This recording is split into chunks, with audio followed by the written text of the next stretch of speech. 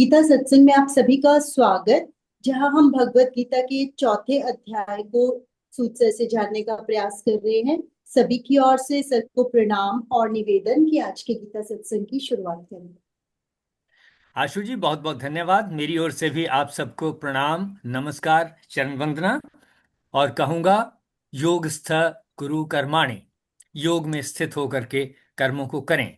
चौथे अध्याय में जो हमने 5 श्लोक पढ़े, उनको एक बार थोड़ा सा रिवीजन करके फिर आगे चलेंगे। पहले श्लोक में कहा, श्री कृष्ण जी ने कहा, मैंने इस अविनाशी योग को सूर्य से कहा था। सूर्य ने अपने पुत्र वैवस्वत मनु से कहा। मनु ने अपने पुत्र राजा इक्ष्वाकु से कहा। ऐसी बात कही है।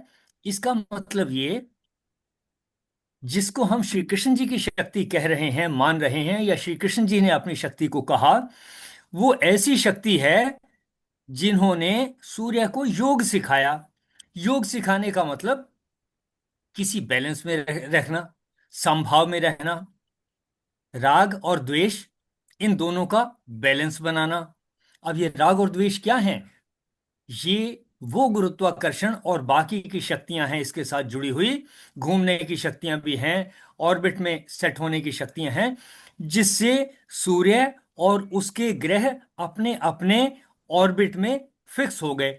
ना वो ऑर्बिट बढ़ता है ना छोटा होता है। बढ़ेगा तो सूर्य से बाहर चली जाएंगी चीजें, और छोटा होगा तो सूर्य में के साथ आकर के जुड़ जाएंगी, तो समाप्त हो जाएंगी, अग्नि में भस्म हो जाएंगी। ये दोनों ही नहीं हो रहे, जैसा हमें पता चलता है, और ये अपने अपने ऑर्बिट में चल रहे हैं। इसी तरह से अशोक जी ने कल कहा था कि हाँ, इसी तरह सूर्य भी किसी और के गिर्द चक्कर लगा रहा है, ऑर्बिट में है, स्पिनिंग में भी है। आकाश गंगाएं एक दूसरे का चक्कर लगा रही हैं। ये अनंत है, जो किसी ना किसी बैलेंस में सेट है, जिसकी वजह से ये अपने अपने ऑर्बिट से ना परे जाते हैं, ना वापस आते हैं, वहीं रहते हैं। इसको हम कह सकते हैं ये योग है। यानी कोई एक ऐसी शक्ति है जिसने सूर्य को और बाकी सभी तारों को, इन सबको ऑर्बिट्स में सेट कर दिया, जहां ये राग और द्वेष का बैलेंस बना करके चलते हैं। राग यानी कि गुरुत्वाकर्षण, और द्वेष जो चक्कर में घूमने से परे जाने की शक्ति है। ये दोनों का एक बैलेंस बना दिया। और साइंटिस्ट तो ये भी कहते हैं कि आज के दिन में हम अगर एक परमाणु को देखें, अणु को देखें, परमाणु को देखें, एटम को देखें, तो उसके अंदर भी न्यूक्लियस है और ऑर्बिट्स हैं जिसमें इलेक्ट्रॉन चक्कर लगाते हैं। इलेक्ट्रॉन न्यूक्लियस में नहीं जाते, हालांकि उनके ऊपर चार्ज नेगेटिव है और न्यूक्लियस का चार्ज पॉजिटिव है, लेकिन वो उसके साथ जुड़ते नहीं हैं। यानी राग नहीं बढ़ जाता, और वहां से टूट भी नहीं जाते कि जिससे सारे पदार्थ समाप्त हो जाएं।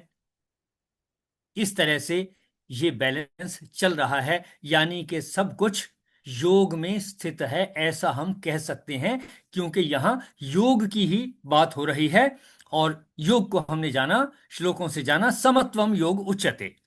दूसरे श्लोक में कहा, हे परंतप अर्जुन, इस प्रकार परंपरा से प्राप्त योग को राजऋषियों ने जाना, कि अपने लाइफ में, समाज में, राष्ट्र में एक दूसरे के साथ कैसे राग और द्वेष का बैलेंस बना करके चलना है। इस बात को राजऋषियों ने समझा, उन्होंने राजाओं को समझाया, और इस तरह से चलता आया। लेकिन फिर कहा, वह योग बहुत काल से इस पृथ्वी लोक में लुप्त हो गया है।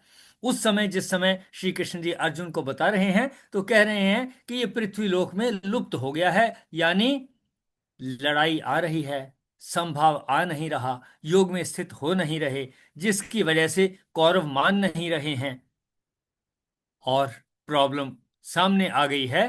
राग द्वेष की प्रॉब्लम, द्वेष की प्रॉब्लम सामने आ गई है। उसको राग हो गया जमीन के साथ, द्वेष हो गया व्यक्तियों के साथ। इस तरह से वो कहता है, मैं आपको सुई की नोक के बराबर भी जमीन नहीं दूंगा। तो एक बड़ी लड़ाई हुई। यहां कह रहे हैं कि यह योग बहुत काल से पृथ्वी में लुप्त हो गया। तो ये हमें समझ में आता है कि जब योग लुप्त होता है तो वैमनस्य बढ़ता है, लड़ाई झगड़े बढ़ते हैं। लड़ाई झगड़े बढ़ने का बढ़ना जो है, ये इस बात का इंडिकेटर है कि योग से बाहर हो गए। किसी घर परिवार में अगर झगड़े चल रहे हैं, और वाद विवाद चलता है, आपस में सेट नहीं होते, सॉल्यूशन नहीं लगते निकलते, इसका मतलब ये कि वहां राग द्वेष बढ़ गया है, योग लुप्त हो गया है। इतनी बातें हमें समझ में आई। तीसरे श्लोक में कहा, तू मेरा भक्त और प्रिय सखा है, इसलिए वही यह पुरातन योग आज मैंने तुझको कहा है, क्योंकि यह बड़ा ही उत्तम रहस्य है, अर्थात गुप्त रहने योग्य रखने योग्य विषय है। तो यहां से पता चलता है कि जो नॉलेज की ट्रांसफर है वो वहीं हो पाती है जहां सामने वाला व्यक्ति मित्र भाव में है, रिसेप्टिव मोड में है, आपकी इज्जत करता है, आपसे कुछ जानना चाहता है, सीखना चाहता है। वहीं पर इस योग की नॉलेज का ट्रांसफर हो पाएगा, नहीं तो सामने वाले को समझ नहीं आएगा। ये तीसरे श्लोक से पता चला। चौथे श्लोक में कहा, अ, अर्जुन पूछ रहे हैं कि आपका जन्म तो अर्वाचीन है, अभी का है, और सूर्य का जन्म बहुत पुराना है, इसलिए कल्प के आदि में हो चुका था। इस बात को कैसे मान लूं कि आपने ही कल्प के आदि में सूर्य से यह योग कहा था, कि आपने ही सूर्य को। पहली बात तो यहां से यह पता चलती है कि अगर सूर्य को योग में सेट किया है तो ये एक अनंत शक्ति है जिसने सूर्य को और बाकी ग्रहों को, चांद तारों को, आकाश गंगाओं को ऑर्बिट्स में सेट किया हुआ है, और कोई उनमें राग द्वेष नहीं है, कोई डिस्ट्रक्शन नहीं हो रही है, और ये चलता आ रहा है। तो कहते हैं कि कैसे पता चले, आपका जन्म तो अभी का है, महाभारत के समय की बात कर रहे हैं। तो इसके उत्तर में श्री कृष्ण जी ने कहा, हे अर्जुन, मेरे और तेरे बहुत से जन्म हो चुके हैं, उन सबको तू नहीं जानता किंतु मैं जानता हूं।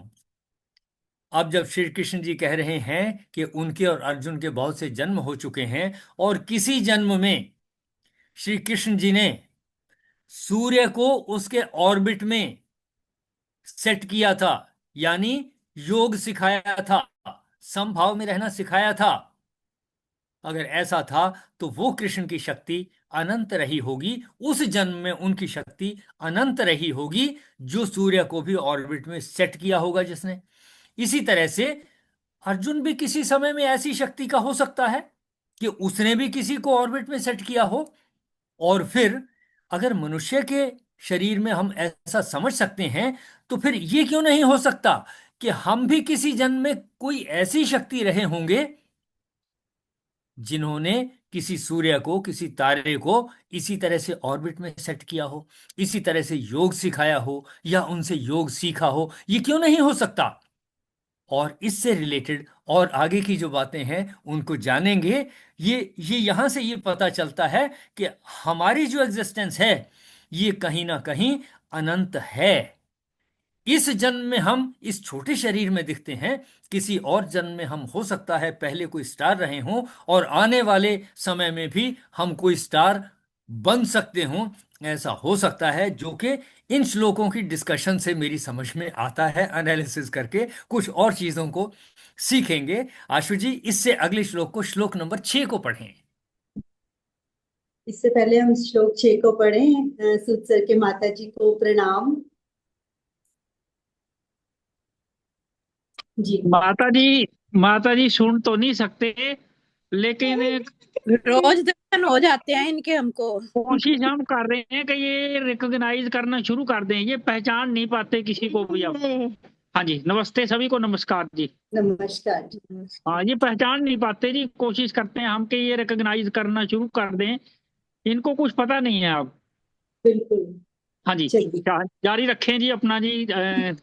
मैं वीरेंद्र जी का बहुत बहुत आभारी हूँ। वो इस कठिन समय में, वो और उनकी मिसेस दोनों जो है मिल करके इस कठिन समय में उनकी देखभाल करते हैं, सेवा करते हैं, उनको संभालते हैं। मैं उनको नमन करता हूँ, उनका धन्यवाद करता हूँ, और ईश्वर से प्रार्थना करता हूँ उनको और शक्ति मिले, वो जिससे अपने इस कर्तव्य को और अच्छे से निभा पाए। चलिए आगे चलते हैं। जी सर, श्लोक 7 और 8 इकट्ठे पढ़ दूं? छठे को पढ़िए। ठीक है सर। अजोपि सन् व्ययात्मा भूतानामीश्वरोऽपि सन् प्रकृतिं स्वामधिष्ठाय संभवाम्यात्ममायया। मैं अजन्मा और अविनाशी स्वरूप होते हुए तथा समस्त प्राणियों का ईश्वर होते हुए भी अपनी प्रकृति को अधीन करके अपनी योग माया से प्रकट होता हूँ। मैं इसको देखिए रिवाइज करता हूं। मैं, श्री कृष्ण जी कहते हैं वो जिस भी शक्ति में है अजय है, अजन्मा, कि ये शक्ति अजन्मा है। हम भी किसी वक्त नहीं थे। ये शक्ति अजन्मा है, इसका जन्म नहीं होता। अव्ययात्मा, व्यय नहीं हो सकता इसका, अविनाशी है। होते हुए भी भूतानाम ईश्वरः सन, प्राणियों का ईश्वर होते हुए भी, यानी प्राणियों का कंट्रोलर होते हुए भी, स्वाम प्रकृतिम अधिष्ठाय, अपनी प्रकृति को अधीन करके, आत्म मायया, अपनी माया से, ट्रांसलेशन में लिखा है योग माया से, लेकिन यहां संस्कृत का जो शब्द है उसमें है आत्म माया, यानी अपनी माया से, अपनी शक्ति से, अपने विस्तार से, अपना जो भी कुछ है उसके उससे संभवामी, प्रकट हो जाता हूं। तो ये प्रकट होना किसी स्टार के रूप में हो सकता है, किसी मनुष्य के रूप में हो सकता है, किसी एक छोटे प्राणी के रूप में हो सकता है। और इसको आप ये समझें कि एक बीज अगर है, उससे अगर पौधा उगता है, वो बड़ा होता है, विस्तार होता है, उसमें कितने फल लगेंगे, कितने बीज और होंगे, कुछ नहीं कहा जा सकता। एक बीज का आकार तो छोटा है, लेकिन वृक्ष का आकार जो है बहुत बड़ा है। यानी एक छोटी शक्ति से बहुत बड़ा विस्तार हो सकता है। तो फिर मैं कहता हूं कि श्री कृष्ण की शक्ति से उतना बड़ा विस्तार क्यों नहीं हो सकता, जिसको उन्होंने कहा कि उस शक्ति ने सूर्य को योग सिखाया। और अर्जुन का भी विकास उसी तरह से क्यों नहीं हो सकता कि वो भी उतनी शक्ति तक पहुंच सके विस्तार होते होते। वो नेचुरल है विस्तार। किसी बीज को नहीं पता, पता है या नहीं पता मैं नहीं जानता, कि उसका विस्तार कितना होगा, वो नहीं जानता, लेकिन विस्तार होगा। और वो विस्तार अगर हम टाइम के अनुसार चलें तो वो अनंत है। एक बीज से अनेकों बीज, उन अनेकों बीजों से फिर उतने उतने अनंत बीज, अनंत विस्तार, ये सारा हो सकता है। तो इसी तरह से एक मनुष्य, एक पुरुष बहुत सारे बच्चों को जन्म देने की क्षमता रखता है, एक स्त्री बहुत सारे बच्चों को जन्म देने की क्षमता रखती है। ये विस्तार है, यानी शक्ति का विस्तार हो करके वो शक्ति बढ़ सकती है। तो ऐसे बढ़ते बढ़ते ये शक्ति किसी समय में, किन्हीं परिस्थितियों में कोई स्टार क्यों नहीं बन सकती, बन सकती है। हम सब भी बन सकते हैं, ऐसा मुझे यहां से पता लगता है। तो कहा आत्म माया, अपनी माया से संभवामी, कि बीज अपनी माया से जैसे पेड़ के विस्तार को प्राप्त होता है, तो ईश्वर इसी तरह से अपनी माया से प्रकट होते हैं, विस्तार को प्राप्त होते हैं। नेचुरल सी बात समझ में आती है। छोटे एग्जाम्पल्स जो हमने ग्रोथ, इनके अनुसार पता चलती है। यहां तक किसी का कोई प्रश्न? चलिए 7वें श्लोक पे चलते हैं आशु जी।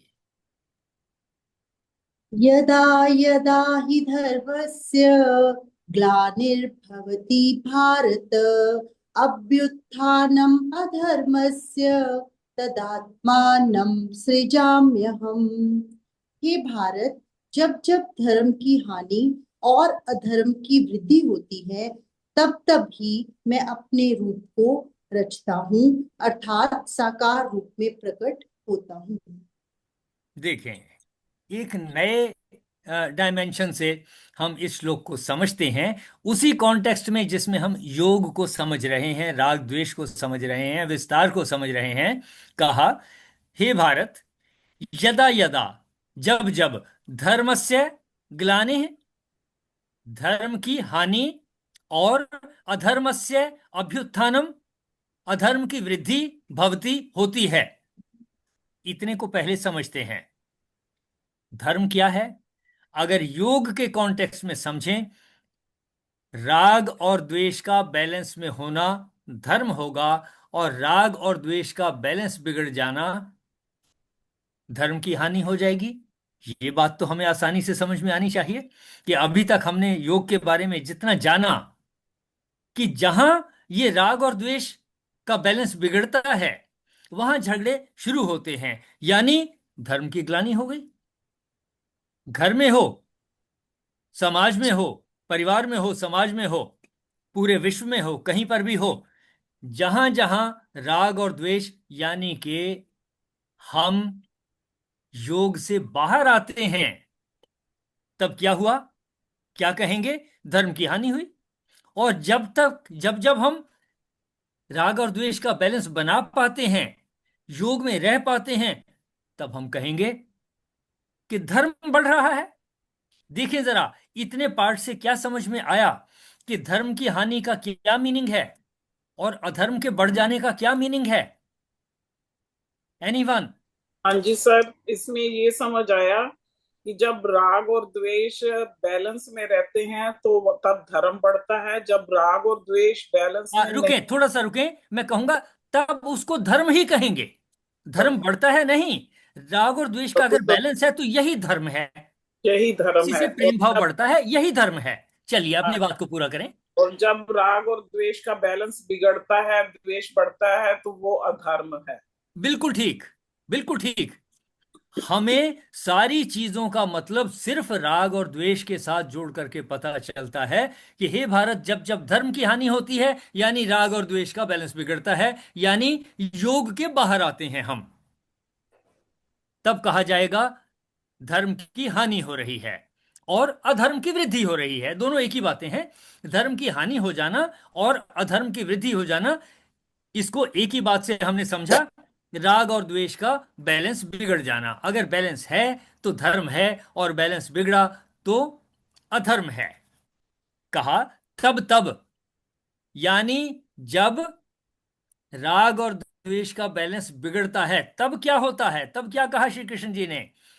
तदा ही अहम, तब ही मैं आत्मानम सृजामि, अपने रूप को, अपने आप को सृजन में लाता हूं, मैं उत्पन्न होता हूं।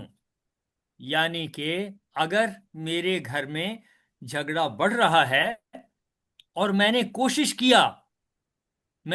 की कि मैं उसको सुलझा दूं, यानी राग द्वेष बढ़ा, झगड़ा बढ़ा, और अगर मैंने कुछ करके उसको ठीक कर दिया, वापस सेट कर दिया, तो क्या किया? मैं प्रकट हो गया। वो शक्ति, बैलेंस करने वाली शक्ति प्रकट हो गई। जिस समय आप अपने बच्चों के साथ कोई झगड़ा होता है या बच्चों का आपस में झगड़ा होता है या आपके कॉन्टेक्स्ट में परिवार में कोई झगड़ा होता है, आप उसको हल करते हैं, यानी आप राग और द्वेष को बैलेंस में लाते हैं, तो क्या हुआ? परमात्मा का सृजन हो गया। जो आपने किया, ये उसकी शक्ति से किया, यही परमात्मा का सृजन है। इसका मतलब यह है कि उस समय कोई अलग से श्री कृष्ण जी आएंगे ऐसा नहीं है। आपके विचारों में ही, जैसे ही आपने राग और द्वेष को पहचाना और झगड़े को ठीक करने के लिए, भले ही ये बात हमारे मन में ना आई हो, लेकिन जैसे ही आपने झगड़े को रोकने की कोशिश की, दो बच्चों को हाथ से पकड़ा, बेटे ऐसा नहीं करते, झगड़ते नहीं है, तब क्या हुआ? ईश्वर की शक्ति प्रकट हुई। किस चीज को रोका? राग और द्वेष के इम्बैलेंस को रोका। किस चीज को स्थापित किया? उसके बैलेंस को स्थापित किया। किसको रोका? अधर्म को रोका। किसको पैदा किया? धर्म को पैदा किया। यानी हम सब ये कर रहे हैं। ऐसा नहीं है कि श्री कृष्ण जी ने ही ऐसा किया था और वही आएंगे यहां करने के लिए। उन्होंने हम सबको भेजा हुआ है। हम उचित समय पर जब जरूरत पड़े तो ये राग और द्वेष के बैलेंस को बनाने के लिए जो भी हम एफर्ट करते हैं, उसी को कहा जाएगा कि वो ईश्वर की शक्ति प्रकट हुई। देखें जरा, यदा यदा ही धर्मस्य ग्लानिर्भवति भारत, यानी जब जब राग और द्वेष का इम्बैलेंस होता है, तदा ही अहम आत्मानम सृजामि, तभी मैं अपने आप को सृजन करता हूं। अपने आप को सृजन करने का मतलब उस शक्ति का सृजन करता हूं जो राग और द्वेष का बैलेंस बनाती है। देखें जरा इस श्लोक का क्या अर्थ हुआ, एक्सप्लेन करने की कोशिश करें, क्या समझा हमने इससे? सर, इसमें बता रहे हैं कि जब जब धर्म की हानि होती है तब तब मैं प्रकट होता हूँ और उसकी स्थापना करता हूँ, धर्म की अधर्म का नाश करके। इसमें भगवान कह भी जो हमें बता रहे हैं आप कि हम भी वही कृष्ण जी वाला काम कर रहे हैं अपनी डेली लाइफ में। वो कृष्ण के रूप में जो हम कोई राग द्वेष, जब जैसे हमारे बच्चों में कुछ गलतफहमी होती है हम उनको समझाते हैं, तो हम उनको समझाकर राग द्वेष को बैलेंस करके जो हम उनका आपस में समझौता कराते हैं, तो हम एक तरह की धर्म की स्थापना ही करते हैं और हम उस राग द्वेष को खत्म करके। तो ये हम भी डेली लाइफ में ही ये सब हो रहा है। ये नहीं कि वो कृष्ण जी उस समय आए तो अब नहीं है, तो अब भी हम उनके रूप में हम ये सब धर्म की स्थापना कर रहे हैं।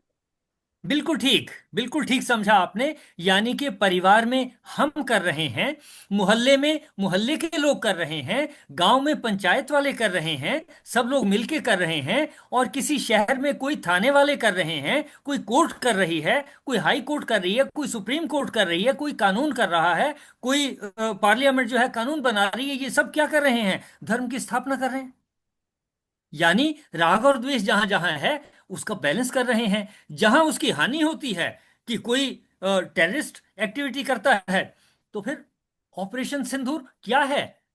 यानी श्री कृष्ण जी की शक्ति उत्पन्न हो गई। तो जो शक्ति ये पता लगाती है कि यहां बैलेंस बिगड़ा है और इससे और बड़ा नुकसान हो जाएगा, जितना हो गया इससे और बड़ा हो जाएगा या हो सकता है, और वो कोशिश करता है कि इसको रोका जाए, उसके लिए जितने भी प्रयास किए जाते हैं, चाहे व्यक्तिगत रूप में, चाहे परिवार समाज के रूप में, समाज के लेवल पर या राष्ट्र के लेवल पर, जिस भी लेवल के ऊपर ये सब किए जाते हैं, कहा जाएगा कि ये वो शक्ति उत्पन्न हुई जो ईश्वर की ही शक्ति है, श्री कृष्ण जी की ही शक्ति है, कुछ भी कहें उसको। यानी उसके लिए स्पेशल श्री कृष्ण जी आएंगे और अपना वैसी ही शक्ल दिखेगी, ऐसा नहीं है। वही शक्ति हमारे अंदर है, और जिस समय हम ऐसा काम करते हैं, इम्बैलेंस को बैलेंस में बदलने की कोशिश करते हैं, तो ये समझ लें कि उस समय ईश्वर की शक्ति प्रकट हो गई, सृजन हो गया उसका, और वो शक्ति कर रही है। हमें ध्यान रखना चाहिए कि ये शक्ति हमारे अंदर है। हमें इस शक्ति को अपनी जीवन शक्ति से उचित समय पर जगाना है। ये इंतजार नहीं करना कि श्री कृष्ण जी आएंगे या कोई और शक्ति आएगी। हमें अपनी शक्ति को जगाना है कि अगर इम्बैलेंस हो रहा है और उसका नुकसान मेरे ऊपर या किसी और के ऊपर हो रहा है, मुझे अलर्ट होकर के जितना जल्दी हो सके, जितना संभव हो सके उसको रोकना है। यही होगा ईश्वर की शक्ति का सृजन। देखें जरा इसके बारे में किसी का कोई प्रश्न, या आप कुछ और कहना चाहें कि इस श्लोक से हमने क्या समझा?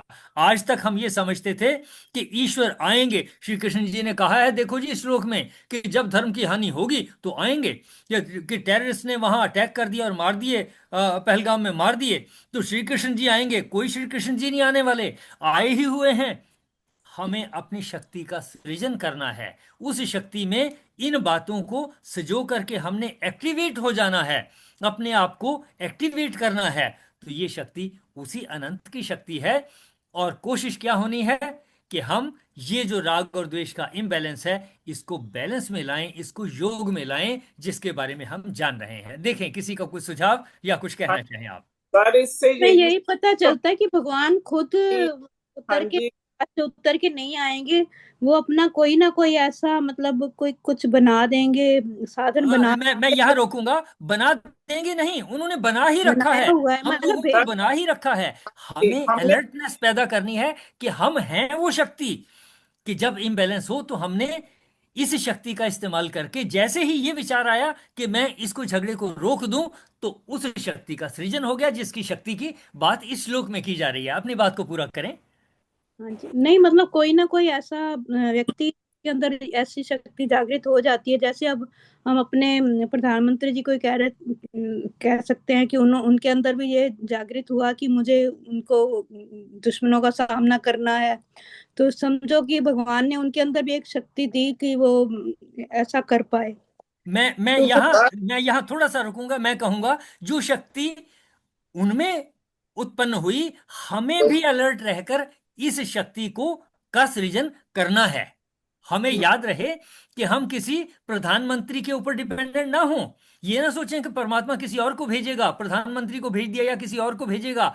हम देखें कि इसमें हम कहाँ तक अपनी शक्ति डाल सकते हैं इस इम्बैलेंस को रोकने में, अपने लेवल पर, अपने मोहल्ले के लेवल पर, या जितने एनवायरनमेंट में हम हैं उतने लेवल पर हम कितना से नहीं, हम हम तो अपने कितना। परिवार के या मोहल्ले तक ही सीमित है ना, वो तो जैसे देश तक सीमित है, तो उनका कार्य थोड़ा सा आगे बढ़ जाता है हमारे से देखें, ज्यादा। ये ना माने कि हम परिवार तक ही सीमित हैं। हमारी सोच बढ़ सकती है, मेरी बात आप तक पहुंच सकती है, ये मेरे परिवार तक सीमित नहीं रही। ये बात जब आप किसी और से डिस्कस करेंगे और विस्तार होगा। आज के युग में जल्दी से जल्दी सूचनाएं और इंफॉर्मेशन शेयर हो सकती है, तो ये सारी चीजें शेयर हो सकती हैं। यानी हमें ईश्वर की उस शक्ति का सृजन करना है, अलर्टनेस रखनी है। हमने देखना है कि मैं इस योग में कितना योगदान कर सकता हूं, इस राग द्वेष के बैलेंस को बनाने में मैं कितना योगदान कर सकता हूं। अपनी बात को पूरा करें। हाँ जी, बस वही है कि वो कोई ना कोई ऐसा मतलब अपने हमें अपनी शक्ति आपके कहने का मतलब है कि हमें अपने अंदर अपनी शक्ति को जगाना चाहिए, और जितना हो सके हमें मतलब उस बैलेंस बनाने की कोशिश करनी चाहिए, चाहे वो परिवार हो, चाहे बाहर की कोई वस्तु हो, तो जिस रूप में भी हम अपना योगदान दे सके हमें देना चाहिए। ये बहुत अच्छी बात कही। यही मुझे यहां से समझ में आया है कि कोई हाँ श्री जी कृष्ण सर। जी अलग से आएंगे ऐसा नहीं। वो शक्ति हमारे अंदर है, हमने सिर्फ उसको एक्टिवेट करना है, यानी उसका सृजन करना है। तो वही हुआ आत्मानम सृजामि, कि मैं अपने आप का सृजन करता हूं, यानी उस विचार का सृजन हो जाना जिससे हम योग में लाने का और राग द्वेष को बैलेंस में लाने का प्रयास करते हैं, वो ईश्वर का ही सृजन है। देखें जरा, और भी मेंबर अपनी बात को पूरा करें। मेरे को यहाँ से यही समझ आया, जो हम कहते हैं ना कि ईश्वर सबके अंदर है, तो वो ईश्वर इस श्लोक से समझ आ रहा है कि सबके अंदर है। हम में कृष्ण जो हम जो इसमें जो अगर हम कोई जिस समय कोई झगड़ा होता है तो निपटाते हैं, उस समय हम राग द्वेष को बैलेंस में करके, तो उस समय वो हम वही शक्ति हमें प्रकट होती है ईश्वर की। जैसे हम इसमें पढ़ते आ रहे हैं कि दुश्मन के अंदर भी ईश्वर है, अगर मैं उस पर क्रोध करता हूं, तो यहाँ से ये समझ आ गया कि ईश्वर सबके अंदर है, कि वो कृष्ण हमारे अंदर है। रंजना जी, आपने बिल्कुल ठीक समझा। ये एक नया आयाम है, नई डायमेंशन है, जिससे हमने इस श्लोक को आज पहली दफा इस तरह से डिस्कस किया। अदरवाइज ऐसी समझ आती है कि जब कोई मुसीबत होगी तो श्री कृष्ण पेश हो जाएंगे, हमें कुछ करने की क्या जरूरत है। नहीं, ऐसा नहीं है। हमें अलर्ट रहना है तो उस शक्ति का सृजन होगा। जैसे ही हम सोचते हैं, दो बच्चों के बीच में भी हम उनको लड़ाई दूर करने का प्रयास करते हैं, बिठाते हैं, फिर कुछ खाने को देते हैं, हाथ मिलवाते हैं और करते हैं, ये क्या कर रहे हैं? राग द्वेष का बैलेंस कर रहे हैं, यानी ईश्वर की शक्ति का सृजन हुआ। हमारी इस सोच के साथ ही उस शक्ति का सृजन हुआ जो इस अधर्म को, इस झगड़े को, इस राग द्वेष के इम्बैलेंस को रोकती है, बैलेंस बनाती है। देखें, और किसी मेंबर का कोई पॉइंट। सर वैसे भी हमने देखा है कि जब भी ऐसा कुछ होता है, निर्णय लेने का टाइम होता है, तो सच में कुछ अंदर ऐसे फील होता है कि अलग सी एनर्जी आ जाती है जो कि हमारे से वो काम करवा लेती है, ऐसे लगता है। ये बिल्कुल ठीक कहा आपने कि ऐसी शक्ति आ जाती है। आप अगले श्लोक को और पढ़ दें तो थोड़ी सी पूर्णता आ जाएगी। फिर आज की चर्चा को वहीं तक सीमित रखेंगे, जी सर। कंटिन्यूटी में है। 8वें श्लोक को पढ़ दें जरा। परित्राणाय साधूनां विनाशाय च दुष्कृतां धर्म संस्थापनार्थाय संभवामि युगे युगे। साधु पुरुषों का उद्धार करने के लिए, पाप कर्म करने वालों का विनाश करने के लिए और धर्म की भली भांति स्थापना करने के लिए मैं युग युग में प्रकट हुआ करता हूँ। देखिए, इसको समझते हैं आप इसी संदर्भ में। साधु पुरुषों का उद्धार करने के लिए, साधु पुरुष कौन? जो कोशिश कर रहा है कि राग और द्वेष का बैलेंस बना रहे, कि दो बच्चों का झगड़ा है, उनमें से एक शरारती होगा और एक ठीक होगा, ऐसा हम मान के चलते हैं। यानी एक साधु है और दूसरा साधु नहीं है। पाप कर्म करने वालों का विनाश करने के लिए, कि उनमें से एक अच्छे काम करने वाला है, एक पाप कर्म करने वाला है। जो राग द्वेष का बैलेंस बिगाड़ता है वो हो गया पाप करने वाला, और जो उसको दूसरा है वो साधु के उसमें आ गया, इनका उद्धार करने वाले के लिए, और साधु पुरुषों का उद्धार करने के लिए, और जो पाप कर्म करने वाले हैं यानी राग और द्वेष का बैलेंस बिगाड़ने वाले हैं, उनके विनाश के लिए। यानी जब हमने दो बच्चों के बीच की लड़ाई हटाई, ये क्या हुआ? ये धर्म की स्थापना हो गई, धर्म संस्थापनार्थ है। तो जब हमने कोशिश करके दो बच्चों में या दो व्यक्तियों में या दो गुटों में अगर हमने ये राग और द्वेष को बढ़ाने की कोशिश की और उससे वो अचीव हो गया, धर्म की स्थापना हो गई। यही धर्म की स्थापना है। यानी धर्म की स्थापना का मतलब है राग और द्वेष का बैलेंस बनाना, योग में स्थापित करना, उनको बैलेंस में स्थापित करना, ये धर्म की स्थापना हो गई। तो यहां से हमें पता चल गया साधु कौन, पाप करने वाला कौन, धर्म क्या, उसकी धर्म की स्थापना क्या। और फिर कहा संभवामि युगे युगे।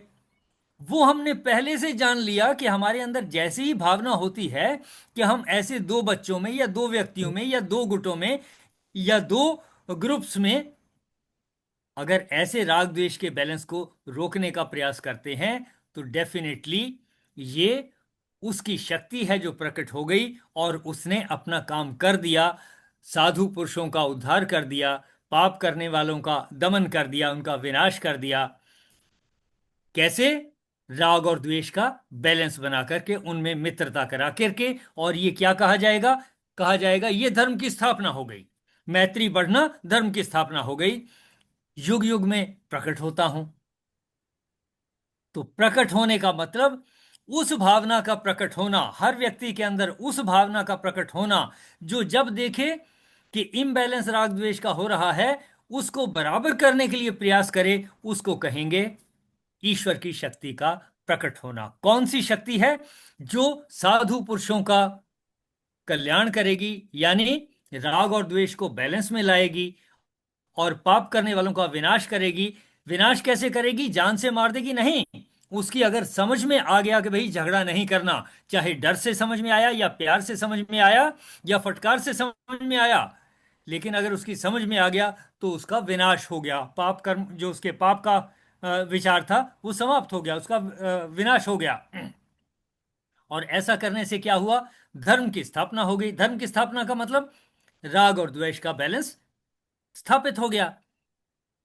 संभवामि युगे युगे। जैसे ही ये विचार किसी के मन में आता है और उससे ये रिजल्ट आते हैं, तो हम कहेंगे वो हो गया, वो शक्ति उत्पन्न हो गई और उसने ये काम कर दिए। देखें जरा, आज की चर्चा को यहीं तक सीमित रखेंगे। तो आप इन दोनों श्लोकों से रिलेटेड आपका कोई प्रश्न है या आप कहना चाहें कि हमने क्या समझा, कैसे? हाँ जी, एनीवन, कोशिश करें जरा कि वो शक्ति क्या करती है। पहला सर, पॉइंट, इसमें हमने यही समझा कि राग, असली कारण तो राग और द्वेष है। जब ठीक, हम राग और द्वेष का बैलेंस करते हैं, मतलब धर्म की स्थापना करना मतलब राग और द्वेष को बैलेंस करना। बिल्कुल ठीक, और हमारे अंदर जो वो ब्रह्म की शक्ति है, जब वो कहीं पे देखती है कि राग ज्यादा या द्वेष ज्यादा हो रहा है, तब वो अलर्ट होके जब उस राग और द्वेष को बैलेंस करती है, तब वो हो गया कि वो धर्म की स्थापना कर रही है, धर्म की स्थापना हो गई। और जो ये कहा गया कि मैं साकार रूप लेता हूं, वो साकार रूप वही हमारी ब्रह्म शक्ति की अलर्टनेस और उसका जागृत होना, राग द्वेष को बैलेंस करने के लिए, वो ही है जो कृष्ण, जिसको कहे हम सोचते रहे कि कृष्ण जी का प्रकट होना। प्रकट होना, कृष्ण जी का प्रकट होना। और जब राग द्वेष बैलेंस हो गया, राग द्वेष का बैलेंस करने की हमने कोशिश की, वो बैलेंस हो गया, तो उसमें जो अधर्म, जो पापी था, पापी मतलब कौन? कि जिसके मन में कुछ गलत विचार आया, जब वो गलत विचार वो वापस दोबारा से योग की स्थिति में आ गया, तो वो इसका मतलब ये हुआ कि वो पापी का विनाश हो गया, पाप का विनाश हो गया और धर्म की स्थापना हो गई। बिल्कुल ठीक कहा सुनीता जी आपने। हमने आज इन दो श्लोकों से एक नए डायमेंशन में सोचा और समझा कि किस तरह से श्री कृष्ण जी की शक्ति ऐसा नहीं है कि किसी आने वाले समय में भविष्य में उत्पन्न होगी, उसका सृजन होगा। नहीं, उसका सृजन उसी समय हो जाता है जैसे ही हमारे मन में विचार आया परिस्थितियों को देखते हुए कि ये राग द्वेष बढ़ रहा है, झगड़ा बढ़ रहा है, लड़ाई बढ़ रही है, इसको रोको। ये जो रोकने का विचार है, यही उसका साकार रूप है। यानी हमारे विचार के रूप में शरीर तो हमारे पास है ही, इंद्रियां हमारे पास हैं, कर्मेंद्रियां हैं, जिससे मैं बलपूर्वक रोक सकता हूं, कुछ कर सकता हूं, आवाज लगा सकता हूं, उनको डांट सकता हूं। मेरे पास सारी शक्ति है। लेकिन इस शक्ति के लिए क्या जरूरी था? एक विचार उत्पन्न होना कि यह परिस्थिति है जहां मुझे रोकना है। यह है उस ईश्वर की शक्ति का सृजन। किस काम के लिए? साधु पुरुषों का उद्धार करने के लिए, पाप कर्मियों का विनाश करने के लिए, धर्म की संस्थापना के लिए। तो 3 पॉइंट यहां बताए थे: साधु पुरुषों का उद्धार, और पाप करने वालों का विनाश, और तीसरा धर्म की स्थापना। कि अगर ये दो हो जाएं, दो ग्रुपों में जो झगड़ा है, अगर उसमें ये झगड़ा मिट जाए तो ये तीनों बातें सेट हो गई। कब मिट सकता है? जब मेरे अंदर एक विचार हो कि मैं रोक सकता हूं, रोकता हूं और मैं प्रयास करता हूं। जो आपने बातें कही बिल्कुल ठीक, आपने श्लोक का अर्थ समझा, और आज हमने नए तरीके से इन दो श्लोकों का अर्थ समझा। न देखें कोई और, आप में किसी का कोई और विचार हो, नहीं तो पूर्णता की ओर बढ़ेंगे। हाँ जी आशु जी। जी सर। ओम पूर्णमदः पूर्णमिदं पूर्णात् पूर्णमुदच्यते पूर्णस्य पूर्णमादाय पूर्णमेवावशिष्यते। ओम शांतिः शांतिः शांतिः। आज एक नए डायमेंशन से हमने इन श्लोकों को देखा, समझा, और आप लोगों का जो योगदान है बहुत ही एक्टिव रहा, पार्टिसिपेशन बहुत एक्टिव रहा। इस पूरे उसके लिए मैं आप सबका सहयोग के लिए मैं आप सबका आभारी हूं। मेरी ओर से आप सबको प्रणाम, नमस्कार, चरण वंदना। और फिर कहूंगा, क्या कहना है? योगस्थ कुरु कर्मणि। योगस्थ कुरु कर्माणि संगम त्यक्त्वा धनंजय सिद्धि असिद्ध्यो समो भूत्वा समत्वम योग उच्यते। इसका पहला भाग मैं पढ़ता हूं, ये श्लोक हमें याद रहे। इसी पूरे श्लोक का सारा विस्तार चल रहा है। आप सबका धन्यवाद। सर, या फिर हम ये भी कह सकते हैं कि जैसे मतलब भगवान जी ने अपनी शक्ति के साथ तो सबको भेजा ही है, लेकिन जैसे अर्जुन मतलब कि अपना मोह में कह लो या उस चीज में भूल गया था तो उसको जगाना पड़ रहा है। तो ऐसे ही हमारे अंदर भी होता तो है, लेकिन सब में तो नहीं होता होगा सर, पर सबका तो एक जैसा नहीं रहता है ना। देखिए, कोई इस श्लोक को जानता हो या ना जानता हो, लेकिन दो जानवर भी लड़ रहे हों तो कोई उनको हटाता है। बच्चे लड़ रहे हों, कोई उनको हटाता है। यानी ये शक्ति, ईश्वर की शक्ति का सृजन होता है। तो ये है, इसमें कोई डाउट नहीं है। कोई इसको श्लोकों की तरह से समझे या ना समझे, लेकिन वो शक्ति, उस शक्ति का सृजन होता है। हम देख नहीं सकते दो बच्चों को लड़ते हुए। सामने, मेरे सामने लड़ रहे हो और मार पिटाई हो रही हो, मैं देख नहीं पाऊंगा। मैं उनको हाथ पकड़ करके अलग करूंगा और कहूंगा, नहीं बेटे, लड़ते नहीं है, जाओ अपने अपने घर जाओ। ऐसा करते हैं, सब करते हैं। तो आपकी जो फीलिंग है बिल्कुल ठीक है कि ऐसा हो रहा है, और ये उस शक्ति का सृजन है। जैसे ही ये भाव आया, उस शक्ति, वो शक्ति थी, लेकिन बैलेंस लाने के लिए उस समय उसका सृजन हुआ। जब मैंने दो बच्चों को हाथ पकड़ करके अलग किया, तो वो शक्ति, ईश्वर की शक्ति जो बैलेंस में लाने वाली है, उसका सृजन हुआ है। देखिए, हाँ जी वो सर, वो शक्ति क्या होती है, पर जाना सोई सर हुई कैसा। होती है, जागती बाद में है। जैसे अर्जुन लास्ट में कहता है ना, नष्टो मोह स्मृति लब्ध्वा, कि स्मृति तो उसके अंदर थी लेकिन जागृत उसकी थोड़ा बाद में 18 अध्याय वो पूरे होने के बाद जागृत हुई। उस हाँ बिल्कुल ठीक। श्री कृष्ण जी उसकी इस शक्ति को जागृत कर रहे हैं कि भाई तू भी इस योग की शक्ति को जागृत कर, और ये जो झगड़े चल रहे हैं इनको अगर लड़ाई लड़के खत्म करना है तो लड़ाई लड़के खत्म कर, ऐसा। मीन्स होता तो ये मैं कहना चाहती हूँ, हमेशा ही राणा सर के साथ भी ये हो जाता है कि जैसे आप कह रहे हैं कि खुद से जगाना पड़ता है, लेकिन मुझे लगता है, मेरे को हमेशा यही लगता है कि वो परमात्मा की कृपा से ही होता है, क्योंकि अभी हम तो वही थे ना, लेकिन अब भगवान जी ने जैसे आपको या राणा सर को भेज दिया हमें पढ़ाने के लिए, तो ये परमात्मा की कृपा द्वारा ही संभव है सब। मेरे को तो यही लगता है। हाँ ये आपकी बात ठीक है कि उसी में ऐसा नहीं है कि ये सिर्फ विशिष्ट व्यक्तियों तक ही सीमित होगी, वो शक्ति है सब में, किसी में थोड़ी थोड़ी अलग तरीके से हो जाएगी। जैसे हम डिस्कशन कर रहे हैं ये बौद्धिक लेवल के ऊपर है, लेकिन प्रैक्टिकल लेवल पे ये शक्ति है सब में।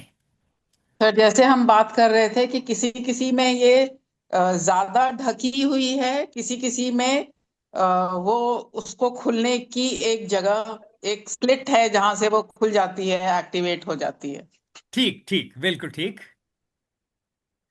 चलिए, सभी की ओर से सर को भी धन्यवाद और चरण वंदना। कल मिलते हैं अगले श्लोकों के साथ। परमात्मा करे हमारा ये भगवत गीता को और अपनी ये जो स्पिरिचुअलिटी की जर्नी है, जैसा आज सर का मैसेज भी था, राणा सर का, ये ऐसे ही कंटिन्यू रहे और हम हमेशा, हमें मौका मिले कि हम कुछ ना कुछ अपनी प्रोग्रेस करते रहें। Thank you everyone. Thank you sir. धन्यवाद।